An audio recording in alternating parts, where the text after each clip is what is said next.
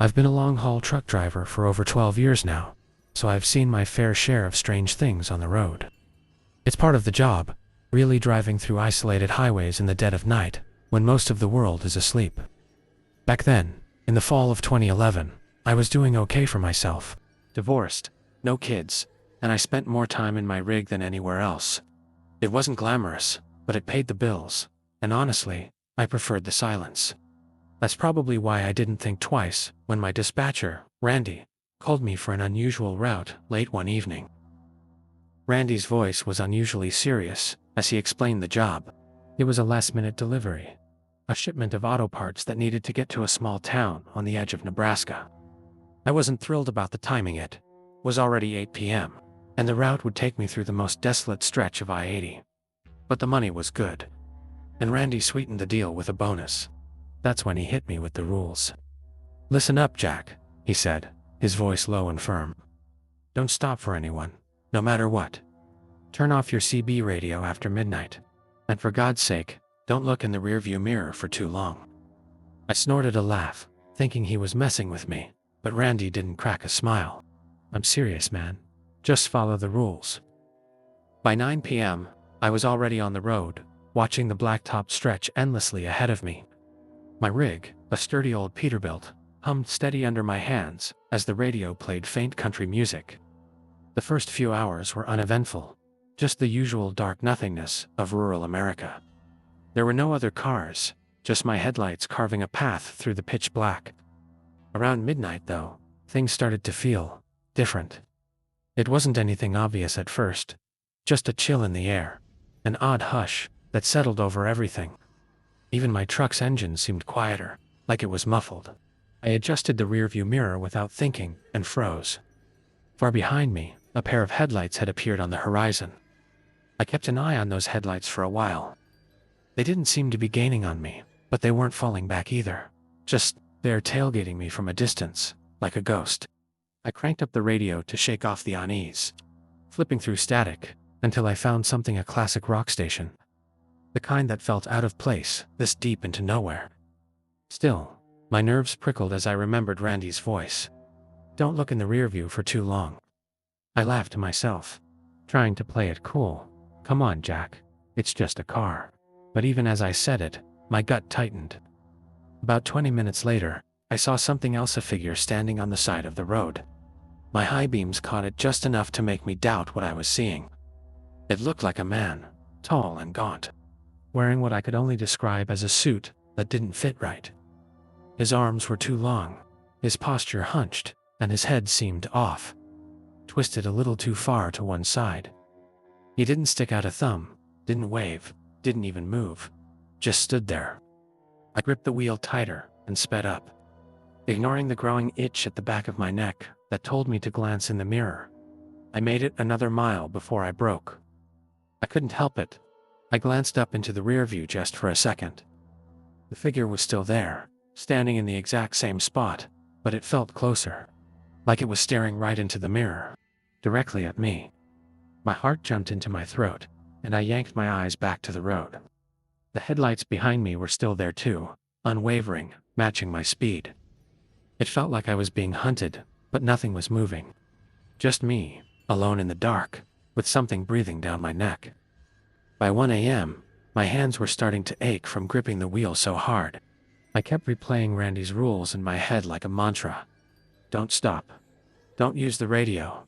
Don't look in the mirror. Simple enough, but my nerves were fraying. I reached for the CB out of habit, intending to hear another voice.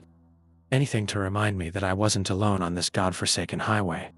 Then I remembered. Midnight had passed. I froze, my fingers hovering over the radio dial. Something told me that if I touched it, I wouldn't like what came through. I yanked my hand back and kept driving. The next hour was a blur. Every mile felt like a repeat of the last, like I was caught in a loop. The road was empty, the figure hadn't returned, but the headlights, they wouldn't budge. I started muttering to myself, "Just a delivery, Jack. It's just a delivery." But my voice cracked as I said it. That's when I noticed something out of the corner of my eye movement. I looked over to the passenger side mirror, and for a split second, I saw someone sitting in the seat beside me. It was a man, no, not a man something. Gaunt face, hollow eyes, wearing that same ill-fitting suit. I nearly swerved off the road, jerking the wheel back and cursing at the top of my lungs. When I dared to look again, the seat was empty, but my chest was heaving.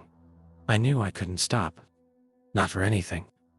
I forced myself to stare straight ahead, ignoring the sweat dripping down my face and the cold that had settled in my bones. I felt like I was losing time. The headlights behind me hadn't moved an inch. They stayed exactly the same distance back, like they were tethered to me. At some point, I saw a sign, ahead, a small, rusty marker, that said, "Welcome to Gurney's Bend." I'd never heard of the town before, and something about the sign looked wrong. The letters were crooked, uneven, like someone had scratched them in by hand. But more than that, the town wasn't on my route. According to Randy's directions, I shouldn't have been near any town at all. I checked the map on the seat next to me, and sure enough, there was nothing. No Gurney's Bend, no exits, just more highway.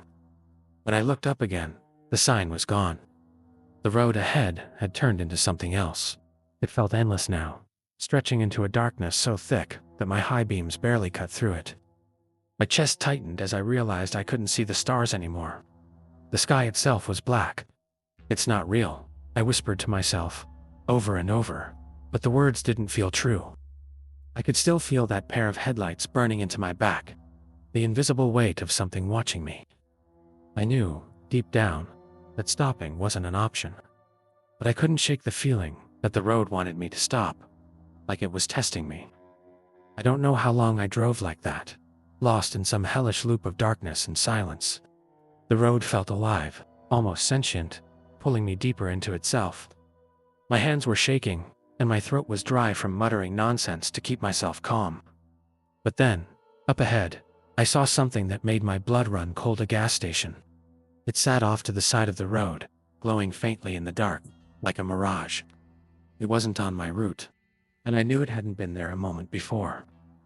It looked abandoned, half the lights flickering, but the sign above it blinked faintly, open.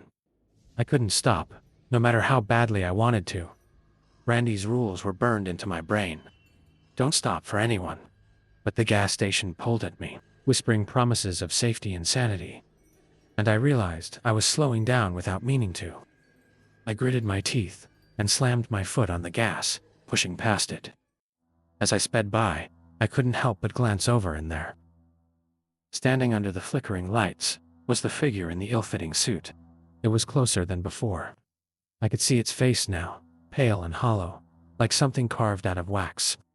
Its eyes were dark pits, empty and endless, and it was smiling.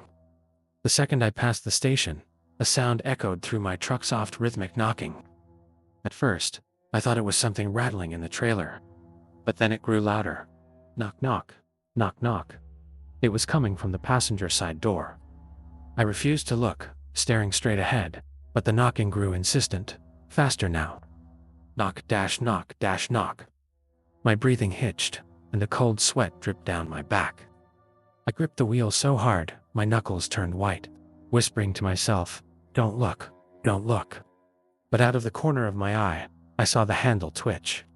Whatever it was, it wanted in. I don't remember how long the knocking lasted. It could have been seconds or hours. All I know is that at some point, it stopped, and the silence was worse. My ears buzzed from the absence of sound, and the road stretched endlessly ahead. That's when I made my mistake. I glanced into the rearview mirror. I don't know why I wish to God I hadn't, but I did. The figure was there, sitting in the bed of my truck. Its face stared directly into the mirror, unblinking, that twisted smile still carved onto its waxy skin. I jerked my eyes back to the road, but the damage was done. My truck shuddered like it had hit something, and a sound filled the cab, a low, guttural growl, vibrating through the air. The headlights behind me flared suddenly, flooding my mirrors with blinding white light. My truck started to slow, no matter how hard I pressed the gas pedal. It was as if something was pulling me back, dragging me into the dark.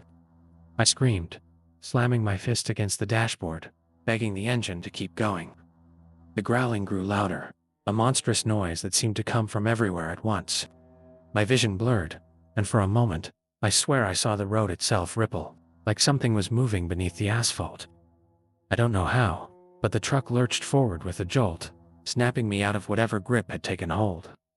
The engine roared back to life, and the headlights behind me vanished as suddenly as they had appeared.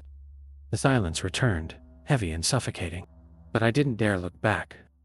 I kept my eyes locked on the road ahead, refusing to let my mind wander. My heart pounded so hard I thought it might explode, but I didn't care. I just wanted out. I didn't see the figure again after that, but I could feel it, watching, waiting. Hours later, though it felt like Dai's eye, finally saw the glow of lights on the horizon. The delivery point. The truck rumbled into a small warehouse lot, and I slammed the brakes, nearly stumbling out of the cab as I climbed down. My legs were like jelly, and my hands shook uncontrollably. A man stepped out of the warehouse to meet me, squinting at me like I was crazy. "You all right?" "Man, you're late." I didn't say anything, just handed him the keys and walked straight to the office to call Randy. When Randy picked up, I didn't let him get a word in. "What the hell was that, Randy? What kind of route did you send me on?" There was a long pause on the other end of the line. Then Randy sighed, his voice low and tired. "You followed the rules, didn't you?"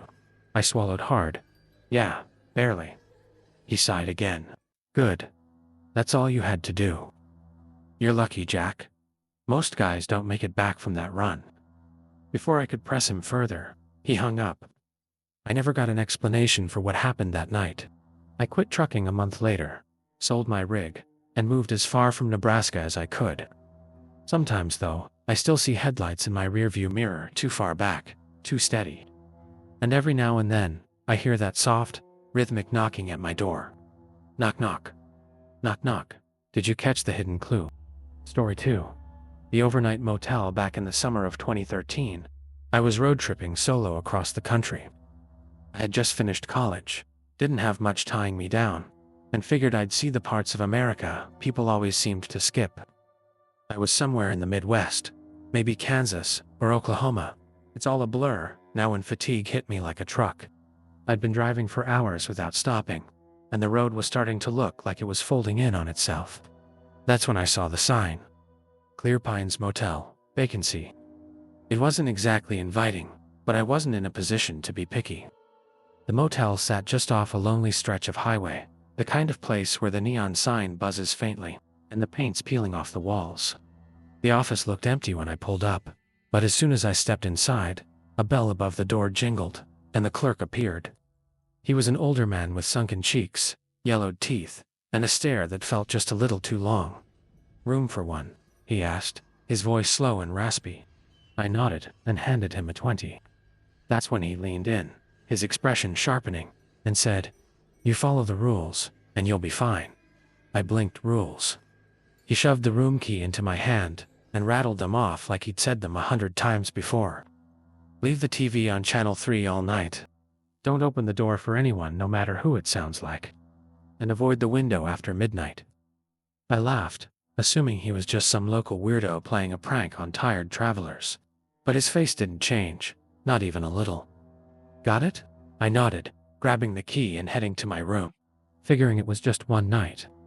The room was exactly what I expected: cheap carpet that smelled like mildew, flickering overhead lights, and a bedspread with stains I didn't want to think about. The air conditioner rattled in the wall, pushing out lukewarm air, and the TV, an old box set, sat on a rickety stand. I dropped my bag, kicked off my shoes, and flopped onto the bed. I thought about the clerk's weird rules as I stared at the ceiling. Channel 3, no door, no window. What was that supposed to mean? It felt like a bad joke, but something about the guy's tone stuck with me. It wasn't playful, it was worried. Curiosity got the better of me, so I flipped on the TV and turned to channel 3. At first, it was static, just white noise. I rolled my eyes and was about to turn it off when something shifted. The static started to flicker, and faint shapes moved across the screen. I squinted, leaning closer. It looked like a room, this room. Same bed, same ugly lamp, same everything. But the angle was weird, like someone was filming from a corner. And then I saw it. A man lying in the bed. My blood ran cold as I realized I was looking at myself. I clicked off the TV so fast, the screen went black before I could process what I'd seen. My heart was pounding, but I told myself I was just tired that my mind was playing tricks on me. I glanced at the window, where the cheap curtains hung limp, and immediately looked away. Avoid the window after midnight. I couldn't remember what time it was, so I checked my phone. 11:45 p.m. I tried to laugh it off as coincidence, but my skin prickled with goosebumps. The air in the room suddenly felt heavier, like someone was holding their breath. I told myself I was being ridiculous and crawled under the sheets, leaving the TV off. I shut my eyes and tried to drift off, but the hum of the air conditioner seemed louder now, buzzing in my ears. And then it happened, a soft knock at the door. I sat bolt upright, heart hammering. "Don't open the door." The clerk's voice echoed in my head. I froze, staring at the door. The knock came again, louder this time. "Hello." A voice called from the other side. It sounded like a woman, desperate and scared. "Please, let me in. I need help." I didn't move. I couldn't. Every instinct screamed at me to stay put, to ignore it. But the knocking grew frantic, pounding now, like someone was slamming their fists against the wood. "Please." Voice wailed, sounding even more distorted, almost wrong. I gripped the sheets, paralyzed with fear. "I'm sorry," I shouted back. "I can't help you." The knocking stopped. Just like that, complete silence. I waited, my ears straining for any sound, but there was nothing.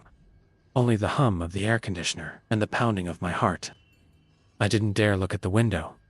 The clerk's last rule echoed louder in my head now.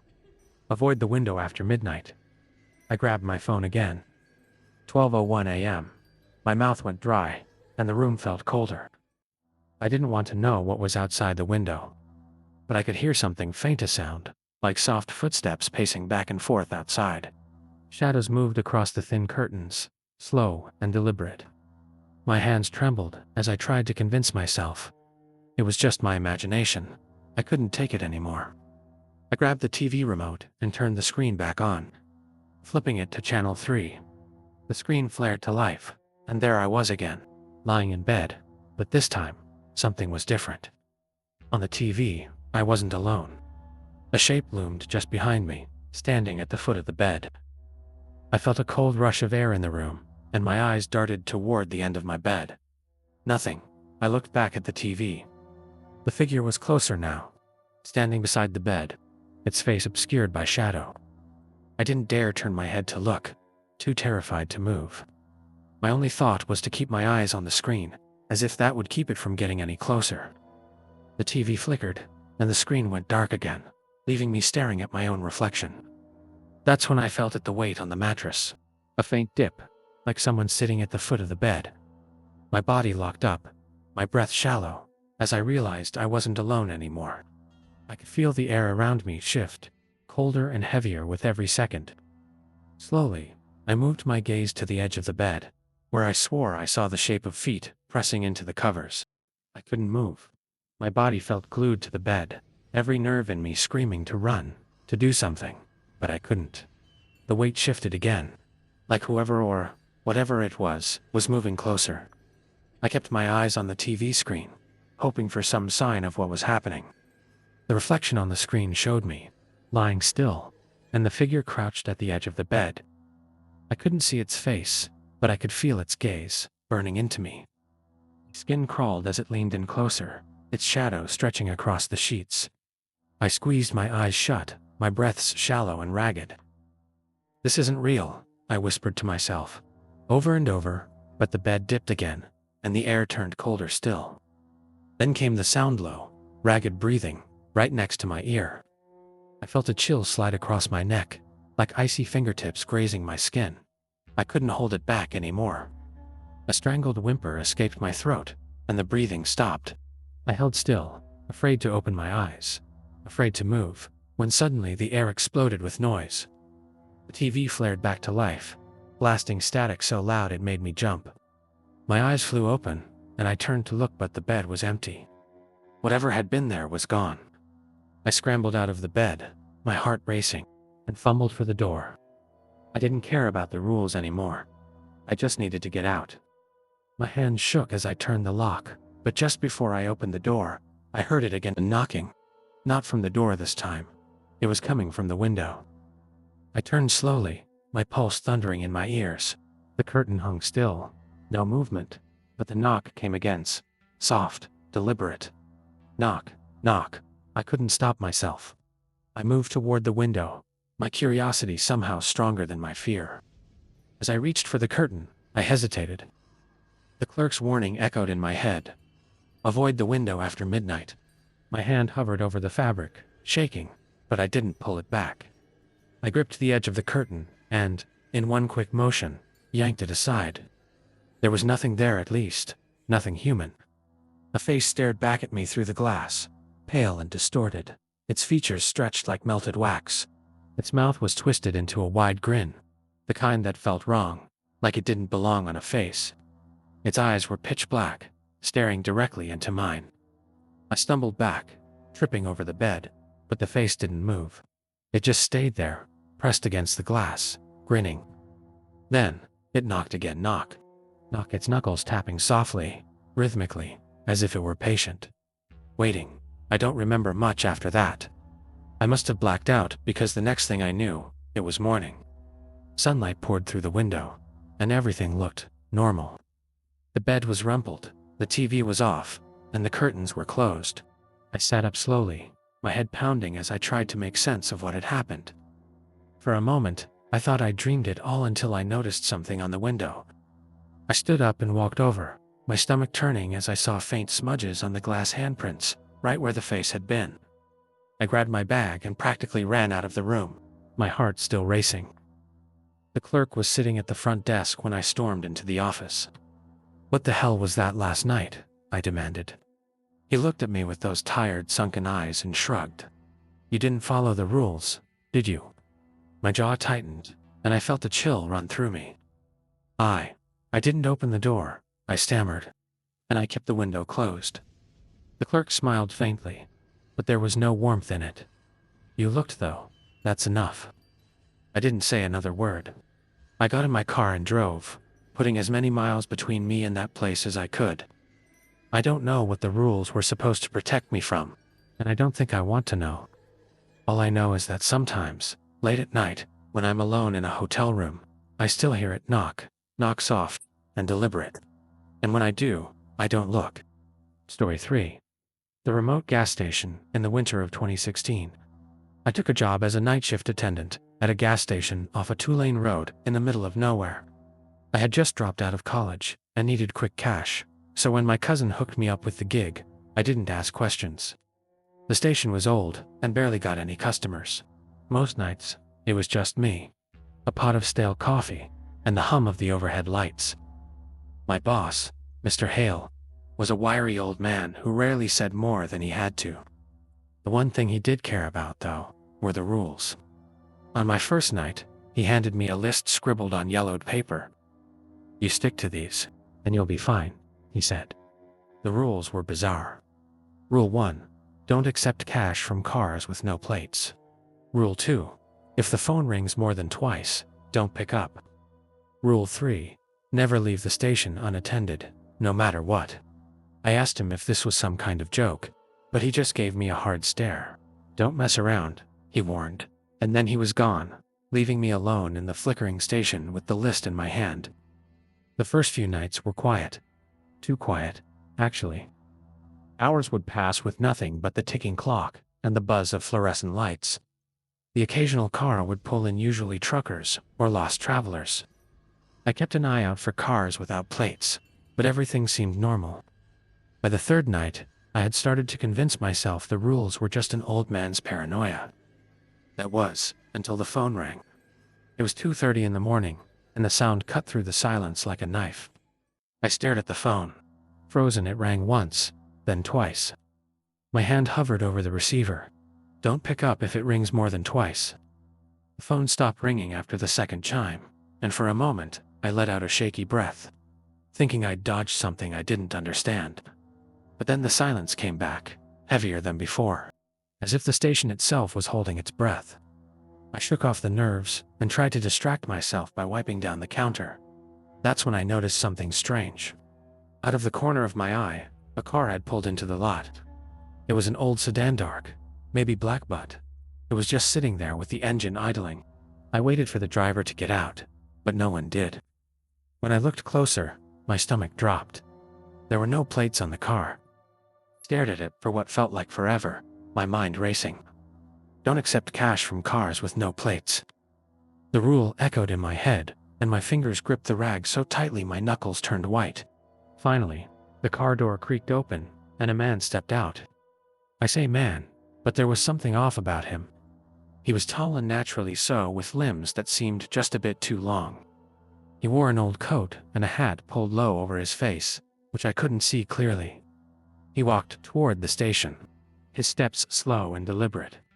The bell above the door rang as he stepped inside, and every hair on my body stood on end. The man didn't say anything at first. He just stood there, his face still hidden under the brim of the hat, breathing slow and heavy.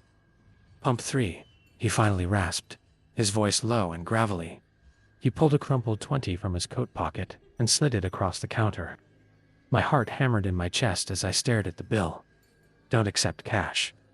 I swallowed hard and forced a nervous smile. "Sorry, sir, we're only taking card tonight." The man didn't move. He just stood there, his breathing louder now, filling the room. "Pump 3, he repeated, pushing the money closer. I swear the lights above us dimmed when he said it. I took a step back, shaking my head. I can't take it." The man froze for a moment, and then, slowly, he turned and walked back to the car, without another word. The bell jingled as the door closed behind him, but I couldn't shake the feeling he was still in the room, watching me. I crept to the window, just barely peeking out. The man climbed back into the car, and it sat there for another minute, the engine rumbling. Then, without warning, the headlights turned off. The car just sat there, pitch black, as though it had vanished into the night itself. I stayed behind the counter, too afraid to move, until I heard the engine rev and the car finally rolled out of the lot. For the next hour, I couldn't stop shaking. I tried to convince myself it was all just some strange coincidence, that the guy was just a drifter, and the rules were nonsense. But deep down, I knew better. Something about that man wasn't human. My nerves were still frayed when the phone rang again. Once, twice, I nearly picked it up out of instinct. But my hand froze at the last second. I stared at the receiver, my chest tightening. The phone fell silent, and for a moment, I thought it was over. Then it rang again. The second I heard the third ring, I stepped back from the counter, my legs trembling. The phone rang and rang, each chime growing louder, sharper, like it was inside my head. I covered my ears, pacing behind the counter, whispering, "Go away. Go away." After what felt like forever, the ringing stopped. My head was pounding, and the station was dead silent again, but I could feel it, that presence. Like someone was standing just out of sight, waiting for me to slip up. I glanced out the window, and my blood turned to ice. The sedan was back. It was parked at the far edge of the lot this time, the headlights still off. I couldn't see the driver, but I knew he was there, watching me. My instincts screamed at me to turn off the lights and lock the doors, but I remembered the rules. Never leave the station unattended. I grabbed the list of rules, holding it like it could protect me somehow, and paced nervously behind the counter. That's when I heard it knocking. Not at the door, though. It was coming from the back room. I froze. There shouldn't have been anyone back there. The storage room was locked tight, and I was the only one with a key. "Hello," I called out, my voice barely a whisper. The knocking stopped. For a long moment, everything was silent again, and I started to think maybe I imagined it. Then slowly, the knocking started up again. Knock knock, knock knock. It was rhythmic and deliberate, like someone or something was trying to get my attention. My hands trembled as I clutched the list of rules, reading them over and over like a prayer. I couldn't stand there forever, so I grabbed the flashlight from under the counter and forced myself to move. The storage room was at the back of the station, a small windowless space where we kept spare supplies. My footsteps felt too loud on the tile floor as I crept toward the door. My hands shook as I slid the key into the lock and turned it. The door creaked open, and I shone the flashlight inside. Empty. The shelves were exactly how I'd left them, the room silent, except for my own shaky breaths. I stood there for a moment, trying to steady myself, when I heard it again knock, but this time, it wasn't coming from the back room. It was coming from the front door. I spun around so fast I nearly dropped the flashlight. Through the glass door, I could see a figure standing just outside, silhouetted by the faint glow of the station lights. It wasn't the man from the car. This figure was smaller, like a child. I couldn't see its face, but it stood perfectly still. One hand raised to knock again. Knock. I backed up instinctively, my heart slamming against my ribs. "We're closed," I shouted, my voice cracking. The figure didn't respond. It just kept standing there, unmoving, hands still poised in midair. The lights in the station flickered, and a chill settled over the room. I looked closer and felt the blood drain from my face. Its shadow on the ground. It wasn't right. It stretched too far, twisting and writhing like it had a life of its own. I grabbed a list of rules again, clutching it like a lifeline. Don't open the door. I don't know how long I stood there, staring at the figure, but eventually, it stepped back. I watched as it turned and walked toward the sedan that was still parked at the edge of the lot. The door opened, and the child climbed into the back seat. Then, without the engine ever turning on, the car started rolling backward into the darkness. I stared after it, my breath coming in sharp gasps. The headlights never came back on. The car just disappeared, swallowed by the night. The rest of the night was quiet, but the kind of quiet that presses on your chest, like the air itself doesn't want you there. I sat behind the counter, flashlight in one hand and the rule sheet in the other, jumping at every creak of the old building. I told myself I'd stick it out until morning, that as long as I followed the rules, I'd be fine. But at 4 a.m., the phone rang again. I flinched so hard, I nearly fell out of my chair. It rang once, twice. I stared at it, frozen, until it stopped. Then, after a beat of silence, the phone rang a third time. My stomach dropped. I knew I wasn't supposed to answer, but something about the sound sharp, insistent, was unbearable. Before I could stop myself, I picked up the receiver. I held it to my ear, my breath shaky. At first, there was nothing. Just faint static on the other end. Then a voice whispered my name. "Ethan." My heart stopped. The voice was soft, distorted, and it sounded like it was coming from far away. "Who is this?" I choked out, but the voice just repeated, "He's coming." I slammed the phone down so hard it nearly broke. My whole body was shaking now, and the lights in the station flickered again, humming louder than before. I glanced at the front door. The lot outside was empty, but I felt something watching me, just beyond the glow of the lights. I couldn't take it anymore. I grabbed my keys, ready to bolt, but as I turned to leave, I caught sight of the rule sheet again. Never leave the station unattended. I froze, torn between terror and that one unshakable warning. I don't remember how I got through the rest of the night, but when the first light of dawn broke over the horizon, I stumbled outside and into my car. I didn't even lock up.